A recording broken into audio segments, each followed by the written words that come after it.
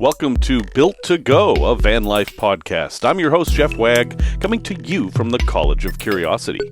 This time, in episode 20, we're going to talk about what I'm calling the goldfish in a van problem. Then we'll also talk about why you might want to cut those wires. I have a tale from the road about a driverless van, product review of a drain, of all things, and a really interesting place to visit in South Dakota. So let's go. Hi, folks. Thank you for listening once again. This is episode 20. I'm going to take a quick moment to talk about the progress of the podcast here. I know many people create podcasts with goals of growth or monetary rewards or influencing people. Well, I'm not doing any of that stuff. I just love self-build vans. I think they're cool, and I'm doing this for fun. And as long as people keep listening and I keep having fun, this podcast will go on.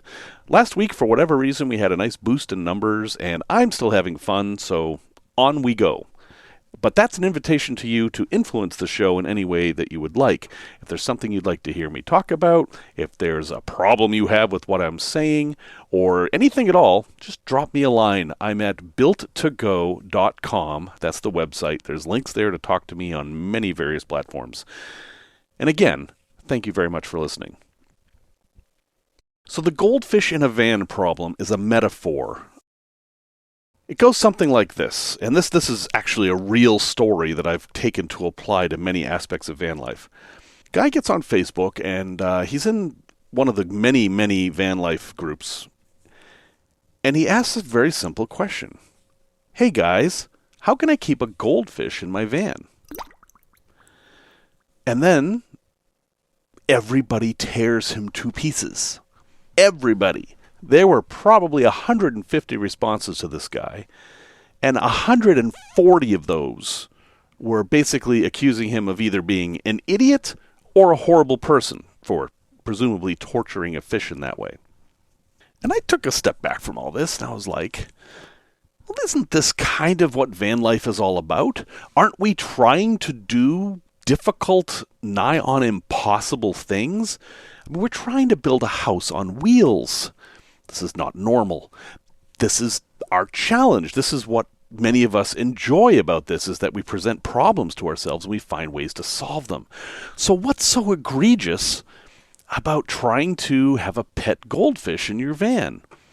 Sure, there are some difficulties with this problem, but so there is also with having heat in your van, or having a television, or a PlayStation, or anything really. So, the goldfish in the van problem I find fascinating because there are solutions for it if you want to look. It is possible to have a goldfish in a van. You can totally do that if you want to. And I don't think it's a terrible option for having a pet. So, real quickly, just to talk about the problem literally, how would you have a goldfish in the van? Well, you would need a spill-proof container. Maybe something on a gimbal, and that's something that moves. So as the van swerved to the right, the bowl would slide over, and it would absorb any kind of shock so that the water would stay in the bowl. Because you can't just cover it. You can't put a goldfish in, like, say, a mason jar and put the cover on tight. That won't work. And a goldfish is a good choice because it's a very, very inexpensive fish. It's also a very hardy fish. I have goldfish living in my backyard in a pond that I simply dug one day. They overwinter just fine. They've been out there for years, and some of them have grown 8 inches long. These were feeder goldfish. These were fish at the pet store that were designed to be fed to other fish. So I don't feel like I'm torturing them. I feel like I've given them a new lease on life. So why not give that new lease on life in a van? The other thing you have to consider, of course, is temperature. So yes, the temperature in vans does vary greatly, and you would have to keep an eye on that. If you were in an environment where the temperature went down below freezing, you'd have to have a way to keep the water above freezing, mostly so the container wouldn't break, because as it turns out, goldfish can tolerate vast ranges of temperature. My goldfish outside have survived from negative 30 Fahrenheit up to close to 100 Fahrenheit. And the water temperature, while it didn't reach those extremes, wasn't far off. I'm positive that the water at the bottom of that pond must have been about 33 degrees on those coldest days. Now, I did dig it deep enough so that there would be liquid water no matter what the temperature was outside. And that was something you'd have to think about in your van, too. You'd have to have a nice big container for this fish. So is it practical? Well, maybe not. I mean, this is something you'd have to be attentive to. It would take up a lot of space. It would have a lot of weight. And it could be catastrophic if something went wrong. Not only would you kill the fish, but you'd fill your van with water. But that's the literal aspect of the problem. The metaphorical aspect, and the aspect that applies to van life, is how people in van life judge each other.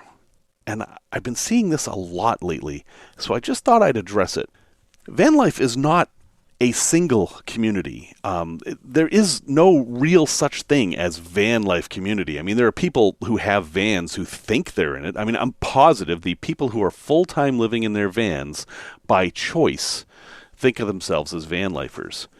But what they may not realize is that there are people living in vans not by their choice, who think they're the van lifers and that everybody else is just a poser. And the two groups clash because the people who are van lifers by choice look down upon the homeless folks, let's call them that for a moment, who are living in their vans. And the people who are living in their vans because they don't have anywhere else to live look at these other people as usurpers who are glamorizing a lifestyle that they didn't necessarily choose. So it's an interesting dynamic there. I got called a new slur, a new to me slur anyway. Somebody on one of the Facebook forums called me a housey. They said, "Oh, you're just a housey." I was like, "A housey? What's that?" And they said, "Oh, you live in a house and you just use a van for fun." And I was like, "Yeah, that perfectly describes me." But because of that, this person dismissed me completely as a human being because I wasn't living in a van full-time and I had the choice not to. And then there's also the RV community that meshes in with this, who is distinct from van life because they typically don't build their own rigs and they typically stay in campgrounds, which is the kind of thing that van life folks tend to avoid. Although there are plenty of van life folks who didn't build their rigs, and there are plenty of van life folks who stay in campgrounds. But even then, there's more discrimination because some campgrounds won't allow camper vans in, or self-build camper vans, and others won't even allow RVs that are older than 10 years. It's like we have it within us that we must form a group and then keep everyone else out. Once we have our little group of however many people we're comfortable with, and social scientists might say that group is about 150 people, everybody else has to be kept out, and we must show how special we are by denigrating everybody else. I call bullshit.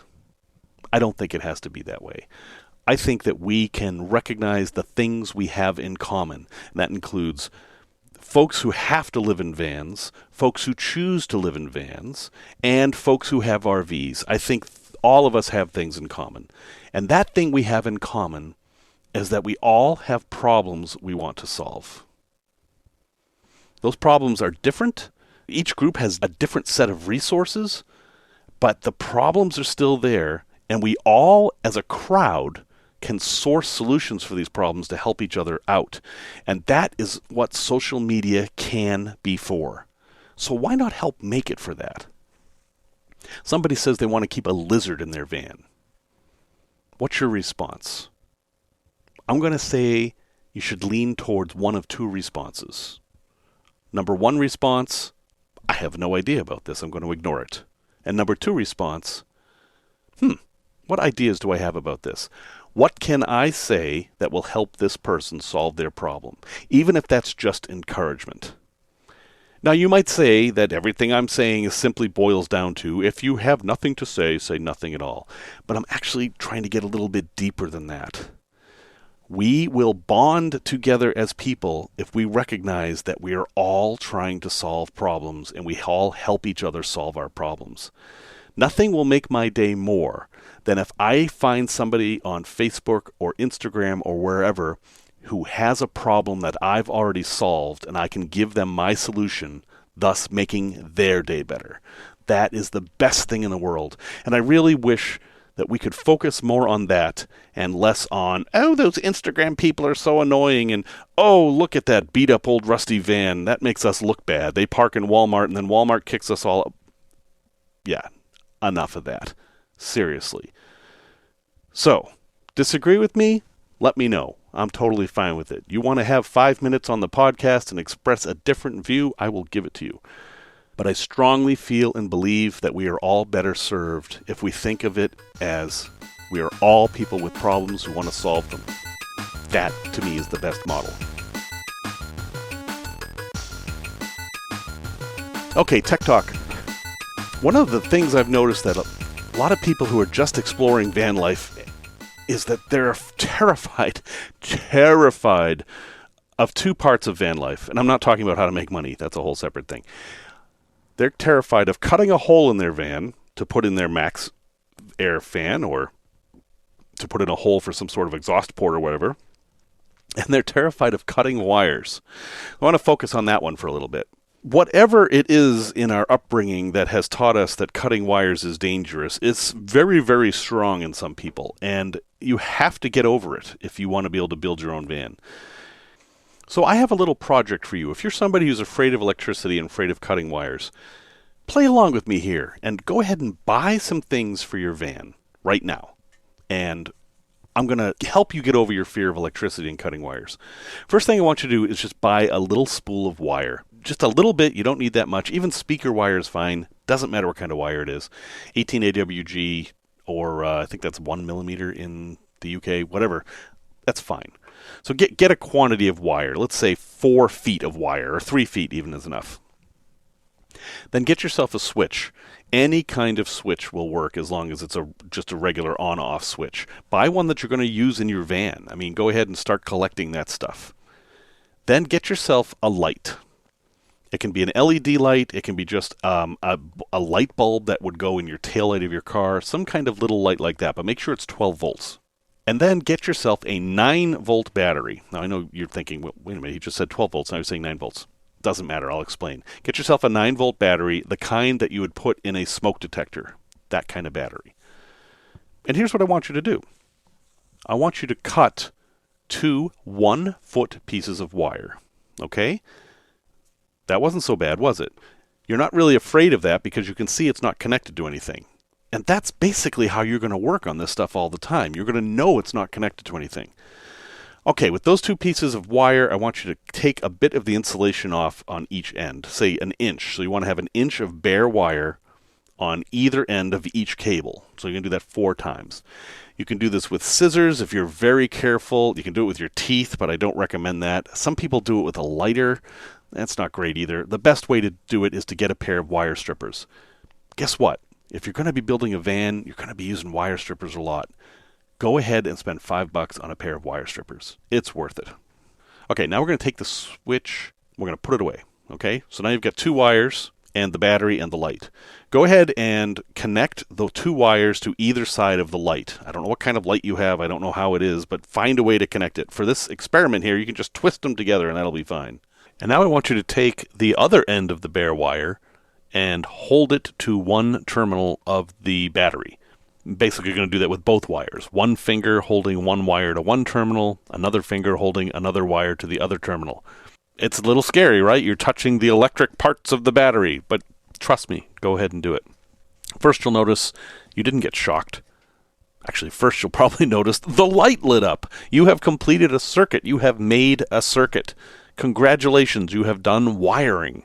Now, if the light didn't light up, there's 2 things that could have happened there.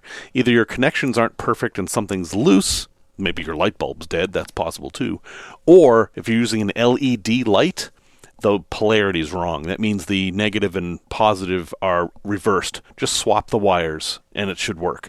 LED lights are different. They need the electricity to go in one direction. Congratulations. That's all you need to do. But remember, I asked you to buy the switch? Okay, now we're going to use the switch. Take one of the 1-foot wires and cut it again. Now that that's cut, go ahead and strip the ends just like we did before. You want that wire still there. And then the 2 pieces of bare wire that are in between the light bulb and the battery, you're going to wire those into your switch. You can see how this is working. All switches actually do is break circuits. That's it. That's all they do. Once you wire that all together, if you hold down the wires on the terminal again, you will have a complete circuit, and the switch will turn it on and off. Now, if you're fancy, you can find a way to kind of attach the wires to the battery. It's a little tricky, but folks, guess what? You've done wiring, and okay, it's only 9-volt wiring, but that's not that far from 12-volt wiring. And there's a ton of detail that I'm leaving out, of course. Wiring can be dangerous, but the basics of it are just what you have just done. Now, this is for advanced users only, and only do it in this experiment. You will never do this in your van, but it's an interesting thing to do. With your thing completely wired up and your light bulb working, take the scissors and cut one of the wires while it's working. Go ahead. What happened? You may have seen a tiny little spark, maybe, but you didn't get electrocuted. It was fine. And that's usually what happens when something goes wrong. Again, lots of details here. There are times that things go wrong and your van catches on fire. We don't want that to happen. But you can see from this little experiment here that electricity in and of itself isn't that scary. So do some more research, but don't be afraid to wire your own van. It can be done, and you can do it. All right, I want to talk about a product review of all strange things. I want to do a product review of a sink drain, but it's a very nice one. It is the Camco Flexible Camper Drain, number 37420. This drain is designed for RVs. It's shaped in such a way that it will do all the functions of a normal sink drain, but take up very little space. So a sink drain does more than you might think at first. I mean, obviously it lets the water out without it leaking on the floor, but it also prevents odor from coming back up. If you look under any sink, usually you'll have a trap under there, it's called. It's a P trap or an S trap. They call it S traps because the S is for stink. It's a stink trap. You're trying to get the smell from coming up, and the way it does that is the bit of the pipe that sits down there fills with water, and the smell can't go through the water. This drain does that in a similar way, but the water is in a very limited space. So what you end up with is a drain that only sticks down from the bottom of the sink an inch, maybe an inch and a half, maybe 2 inches at the most. And then you have this nice flexible hose that you can send anywhere. And that's all you need. It saves a ton of space, and it's super easy. Now, these things, when I bought them, I actually bought two for some reason. I only needed one. It was about $10, which I thought was a bargain. Now, looking today, I see they're about $17, which actually is still a bargain, even though it's a lot more money. I'll have a link in the show notes, and you do kind of need to see a picture of this thing to understand it. But that is the Camco Flexible Camper Drain 37420, and honestly, I don't think I would ever use any other kind of drain in any van that I built.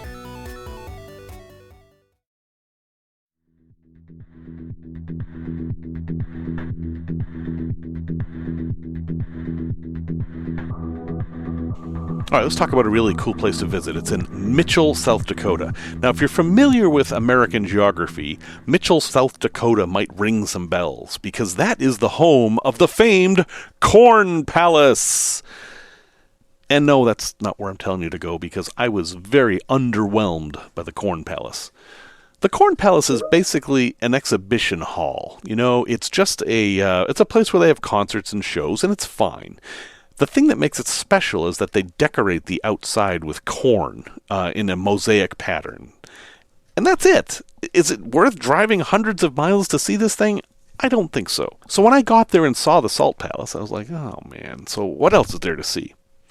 Well, across the street, there is this very, very strange biblical display center. It's kind of like a big room filled with all these biblical, or like dioramas of biblical times. It's one of the weirdest and creepiest places I've ever visited in my life. And no, that's also not where I'm telling you to go, although you certainly can if you like creepy and weird. No, I'm telling you to go to a really cool place that's well worth driving hundreds of miles. It is called the Mitchell Prehistoric Indian Village. Now, anytime you've done any touristy stuff with the words Indian Village in it, you've probably been in some kind of a tourist trap that sells fake moccasins and tomahawks and no. Forget all that. This is the real. You see, archaeologists found this site near Mitchell that Native Americans lived in. And not just any Native Americans. These were Native Americans before the native tribes that we might be familiar with. These folks didn't have a name that we're familiar with because they were long gone by the time Columbus got here. But they didn't just sit around. This wasn't just a village where people lived. It was a factory. And it took the archaeologists a while to realize what was going on here. Basically, they would process buffalo in such large quantities that we know it was for export. It's kind of an amazing thing. We have this image of native peoples kind of just like foraging for food and sustenance living, but no, they had an advanced civilization with long distance communication and networks of trade, and this was one of those centers. The entire place is fascinating. I mean, it's kind of split into sections. There's an outdoor section, and then there are basically two indoor sections. One is a museum with some really cool stuff in it, and the other is this thing called the Archaeodome, which is an archaeological dig site under a big dome.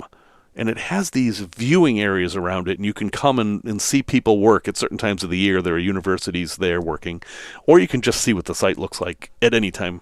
Anyway, a gem. I love this place. The people are wonderful. The place is wonderful. You may not have ever heard of it, but that only makes it better. Go there, check it out. The Mitchell Prehistoric Indian Village in Mitchell, South Dakota. One of my favorite places I've ever stumbled across. Okay, time for a quick Tales from the Road. I don't know why I say that as plural. I'm only going to tell you one. But anyway, here's the one I'm going to tell you today. I used to work for a company called RPS. That stood for Roadway Package Systems. And if that sounds like UPS to you, that's perfect because they were competing with UPS. It was a package delivery service. And I was someone who loaded trucks. So all night long, while you guys were sleeping, I was outside or in an unheated building loading these trucks so people could get the deliveries during the day. Wasn't the worst job I've ever had, but it was okay. I mean, it was fine. But I was about to move to Utah when I was doing this. And this was in Woburn, Massachusetts, if anyone cares. And I was trying to save money. I needed to, move. I needed a lot of money. So I would try to work twice every day. I would do this job, and then I would try to hook up with a driver who would take me around, and I'd be his helper for the day. One day I did that, and we were delivering packages in downtown Boston, which is hellacious, as you might imagine. It is really tough. And at the end of the day, we're driving back to Woburn, and the driver's getting a little tired, and he says, "Hey, would you mind driving back?" And I said, "Well, no, I don't mind. I had a commercial driver's license, so driving the big van wasn't that big of a deal." But what happened next was a little unexpected. We were on 495, which, if you're familiar with Boston, you know is a very busy road, and in fact, it's like every other 495 I've ever encountered. And we're doing maybe 50 miles an hour, which was a pretty good clip for near rush hour. And he got up and walked into the back of the van, while I was sitting safely buckled in the passenger seat. Apparently, he thought I would just get out of my seat and walk over to the driver's seat and grab the wheel.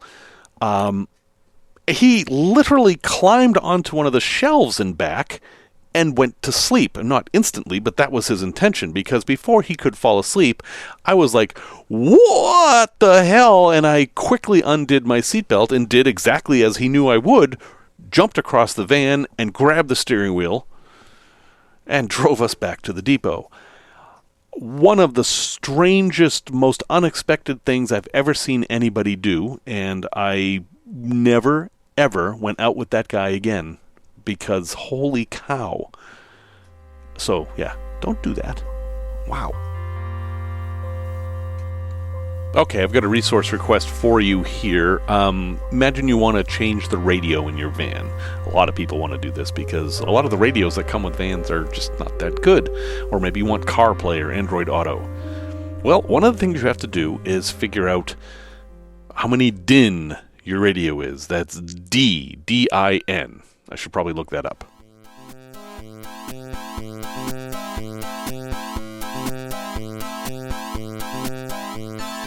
There, I looked it up. Did you miss me? It stands for, I kid you not, Deutsche Industrie Normen, which I'm assuming is the German industrial standard for how big a radio should be. So whenever you see the term DIN, that's what radios are measured in. In the 70s, your car radio would most certainly have been a single DIN. That was the kind of the flat size of radio. And now, with all the touchscreens and everything, they're getting much bigger to be double DIN or 2 DIN, which is normal. That's the size of two 1970s radios, and then bigger and bigger. Anyway, doesn't matter. You don't have to care about any of that because I'm going to give you a resource here that's going to solve all your radio problems. Again, this is not paid. It's just somebody I've used a lot and who has come through for me when I've needed them. And that is Crutchfield. Crutchfield. That's crutchfield.com, Crutchfield, crutchfield.com. Crutchfield has an amazing tool on here where you simply type in what kind of van you have and it will tell you what radios will fit it. But better than that, it will make a parts list for you of every part you need to have your van have the radio. Now in my van, I have steering wheel controls, and I was concerned that if I put in another radio, I'm going to lose the steering wheel controls. Well, no, they had an adapter for it, and I was able to find that on Crutchfield. They also had the antenna adapter and a wiring harness that it was plug and play. I basically bought a Pioneer radio and just plugged it in. It was really easy. I put the radio in about 20 minutes. Crutchfield is really a good resource if you're looking for radios and other electronics too. They may not be the cheapest, but honestly, because they're so helpful and you can talk to them and ask all kinds of questions, they'll be very responsive. Even if it costs more, it's worth it because you want to keep these guys around. So again, crutchfield.com. I'll have a link in the show notes. All right, one last thing. My friend Seanna, who I've mentioned before, her life has been turned kind of upside down because of COVID. She had a once-in-a-lifetime opportunity that was taken away from her because of the travel restrictions, and I feel terrible about that. So I'm going to answer one of her questions, which won't help her at all, but hey, we'll at least get the question answered. Seanna is someone who wants to get rid of plastic in her life. She hates single-use plastic. She thinks it's a scourge on the earth. And having traveled the world myself and seen the plastic pollution everywhere, I can completely get where she's coming from. So if you're living in a van, how do you avoid plastic? Well, it's tough. It's tough, I'll tell you. I mean, there is a non-plastic solution for almost everything. Now, we're talking about single-use plastic here. If parts of your van are made out of plastic, that doesn't count. That's fine. We're talking about baggies and grocery bags and all that. Again, we're in COVID times where you're not supposed to bag your own groceries. You're supposed to use the plastic bags. We're going to put that aside for now and pretend that's all over with. And hopefully by the time you're listening to this, it is. Yes, you can really, really limit plastics in your van. You can use glass, and yes, you got to worry about it breaking. You can use cloth bags, obviously. But there are areas where plastic is oh so handy in a van. I use plastic bags in my van for all kinds of things, not only to store things, but also as trash bags. I never buy trash bags. I put all my trash in plastic bags. And you might say, well, that's easy to solve. Just put them in paper bags. Yeah, you can do that, but messy things make paper bags wet and weak, and they leak, and that's not so good thing. And that's really the thing with plastic is how do you overcome the leaky problem? Well, the easiest way to figure out the answers to that is to go back in time before we had plastic. How did your great-great-great-grandparents keep things that were going to leak? Well, in big, hard containers, and that is really your answer. Anything in a van that you would normally keep in a plastic bag, you're going to have to keep in a container of some kind. And one thing you can do, and I don't know if this meets your requirement or not, Seanna, is those Ziploc containers. They're washable. They're disposable, but not really. You can keep them or not. I don't think they're a terrible solution because, again, they're a plastic that is reused. But if you're going to be a plastic purist, that isn't going to help either because, sure, these things are going to wear out and you're going to throw them out and then you're going to have more plastic in the environment. So I think your solution is going to be two things. One is tinfoil. You can do an awful lot with tinfoil. That is what you would use plastic for. Tinfoil is waterproof. It's malleable. You can put things in it. Certainly, if you're going to put things in the fridge or freezer, you can wrap them in tinfoil almost as easily as you can use a Ziploc bag. You just have to be a little bit careful. And the other one is wax paper, which we don't see so much anymore since plastic is so ubiquitous. But wax paper is also waterproof and airtight, so you can use that to cover a lot of things too. So your big two problems with plastic in the van are trash and storing food. And yeah, it's actually not that hard to solve both of those problems. So, Seanna, I think that when you do go to van life, you're not going to have that much of a problem avoiding plastic. Although for me, I like having plastic in the van. I like reusing those shopping bags as trash bags. I mean, after all, people buy plastic trash bags anyway. Why not just use the plastic shopping bags and then reuse them as trash? That is better than buying them, I think. And for food, I like Ziploc bags because they save space, and that's kind of one of the trade-offs. Plastics help you save space. Containers generally are going to be that same size. I mean, okay, sure. So if you have some leftover stew, you could wrap it up in tin foil, but it's going to be awkward and messy. Foil also has a little bit of an environmental problem in that it also doesn't biodegrade. Aluminum foil takes a really long time to go away. Wax paper, not so long. So I hope that gives you some insight into it. Just like the goldfish problem at the beginning, this is a problem that can be solved. And I think as a community, you will find solutions for all of these things if you want to completely avoid plastic. There's a funny thing, though, I've noticed, is that a lot of the YouTube channels of people who are trying to avoid plastic, if you look at them carefully, they nearly always have a disposable bottle of water somewhere in the video. It's like that's the one thing we can't get away from. And I don't know, I just find that interesting. So best to you, Seanna. I hope that's of some use, but the answer is yes. Well, thank you very much for listening to this episode 20. I absolutely appreciate each and every one of you. Music is by Simon Wagg, a.k.a. Sir Mouge. These truly are challenging times we're in, and I really appreciate having this podcast to give me some distraction from it all. I hope it serves as a distraction for you as well. Be kind to yourself, be kind to others, and I'll talk to you next week.